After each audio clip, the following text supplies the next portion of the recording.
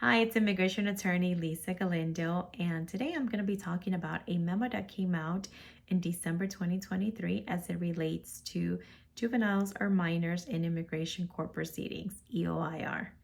Under this new memo, it defines or it expands the definition of a child to include an individual up to the age of 21. This memo addresses the situation of minors who are unaccompanied, that is, minors who entered alone without a family unit and find themselves facing deportation proceedings. According to this new memo, it is now required that immigration courts have what's called specialized dockets for these juveniles. That is, they require that they be heard on a certain day and before a certain judge that has the required training to deal with minors. Another thing that this new memo addresses is the issue of credibility.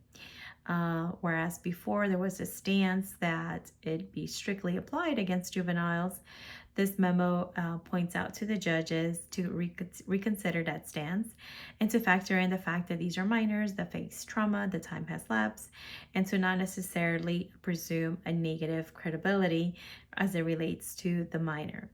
Also, most importantly, it also mentions that the court should consider written statements by these juveniles rather than relying solely on oral testimony in immigration court.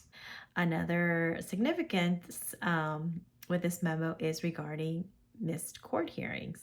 So, of course, if you are scheduled to go to court and you miss your hearing, you can be ordered deported in absentia, that is, even though you're not there. So, for minors, the new procedure now is that the government must ask for a 30-day continuance in cases in which the minor did not show up and inquire and find out to see if indeed the address is correct. Why is this important? Of course, because the minors do not have the ability to necessarily check the mail or speak for themselves or transport themselves. So that's one thing that the government would need to do now going forward. And also at the next hearing, if there's an issue with the address or so, depending on what the government decides to do, they can ask still if they want an order of removal, or the judge would have to take into consideration all the factors and decide if they want to order the individual deported. So I hope you found this information helpful. If you did, follow us to stay up to date with immigration changes.